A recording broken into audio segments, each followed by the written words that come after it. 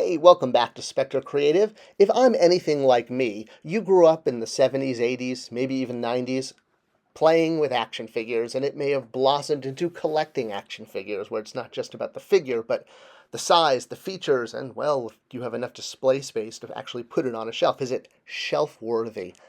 Well, the other curious thing about this hobby of ours is that a lot of ways we're like the ostrich. We're fast, we lay eggs, and we often just bury our heads in the sand. I mean, not maybe literally, gosh, I hope not literally, but often I see facts out there and people just, well, not believing them. I mean, I'm a big, distributor of facts about the toy industry.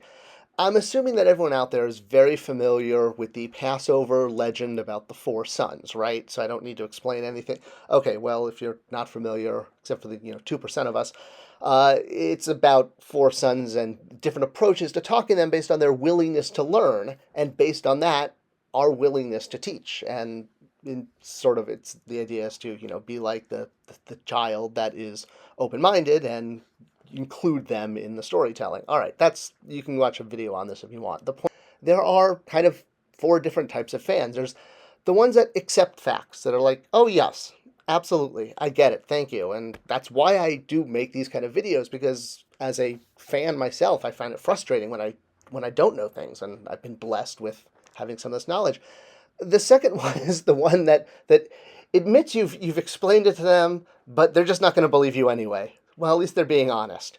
And, that's again like another type. And then, okay, we're going to go with some trolls, but it's for the sake of education. We're not throwing anyone under the bus, but I want to use it as an example because I think it's key to a larger issue with the hobby. All right, so this one says, this guy didn't leave Mattel to go work at Jack's, especially because he loves Star Wars. This guy got booted out of Mattel, etc., etc. All right, these are the ones, I mean, well, I'm going to explain my attitude about trolls. Everyone's always asking me, but it's not the quote-unquote posting. It's a symbol of a larger issue. I mean, I'm using an example, of me just because I think it helps illustrate the topic I'm trying to explain, is that, yes, I can be a fan and also a toy maker. And it's interesting to me that when you put it out there and you explain things, but people are still just, I'm not going to believe a fact that you've proven true. And all right, let's go through the one that we just saw, right? So that comment said that I got booted out of Mattel for destroying Rowdy Collector. Not so much, because you'll notice 1 week later I was working at Jack Specific, and anyone who has ever looked for work knows that it's not exactly the easiest thing to find a job. Usually you leave a company when you have an offer from another one, and that was this case. I did get to work on a cool brand like Star Wars, and that was a partially part of the deciding factor. So was the title change and the salary change and et cetera, et cetera. But it was a really great opportunity, and I had it because my boss, this guy John Blaney at Mattel, so you can see some Mattel toys back there, he had left previous and called me up and said, hey, it's been a few years, love to have you on the team. That's how it happened, folks. The point is, this is a micro version of a bigger issue. Okay, I think we can get off John Blaney now. The fact that like, suddenly I didn't work at Mattel and now I'm not in the toy industry. I mean, I worked at Jack's too. I was brought there by a headhunter. I mean, no, not this kind of headhunter, the other kind, the one that hunts for your head. So I feel like this is part of a larger issue with the fan base in general of action figure collecting. Again, I'm using those examples, clarifying my career is just to illustrate a point. We won't talk about that stuff anymore. The point in general is, why as a community do we do this when even faced with overwhelming facts, information? I'm not just talking about for me, but from toy companies. Also, I mean, this is not about my channel. This is about just in general information. And when we disagree with it, like we have a debate and we lose, and we go around saying it was a tie. We did not lose Vietnam. It was a tie. Okay, crap, I got back on me again as a joke. Okay, no one's going to take me seriously if I don't actually get to the explanation stuff. All right, let's do that. So here is what's different, and here's what's interesting about the toy collecting hobby. It's very based on time and large amounts of it. It's not like something where you go out and have an experience like hunting or bowling, or where you're going to a concert or a ball game. Collecting is about acquiring things over time. It's not hoarding. Hoarding is collecting everything. Collecting is selective hoarding. Very different. So Yes, like I've been collecting Marvel Legends 6-inch X-Men characters for well over 20 years, and I'm still like 3 characters away from completing this set. Still waiting for Blob and Avalanche. Hopefully, well, they're coming later this year. And Feral, poor Feral. I mean, again, 20 plus years and still can't complete this set. Oh well. The point is, it's very much about a time investment. Again, why I wanted to use this to illustrate that. Other hobbies aren't like this, and this is why I believe we, as a toy community, collecting community, tend to have a confirmation bias higher than other. Well, I mean, look at sports fans. They believe that their team is going, win even when they lose. And that's what it's like with all hobbies. The more we're invested in them, the more we want to believe what we want to believe, and we want to, any information that's counter to that, we want to push out.